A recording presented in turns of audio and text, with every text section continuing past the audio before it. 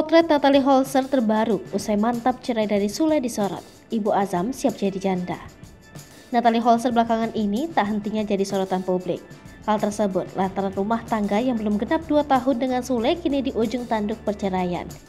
Sebagaimana diketahui, sidang cerai perdana antara Natalie dan Sule berlangsung pada Rabu 20 Juli 2022 kemarin di Pengadilan Agama Cikarang. Dari hasil mediasi yang digelar majelis, didapat hasil bahwa Natalie dan Sule sepakat untuk bercerai. Terbaru, Natalie mengunggah potret dirinya tengah tersenyum.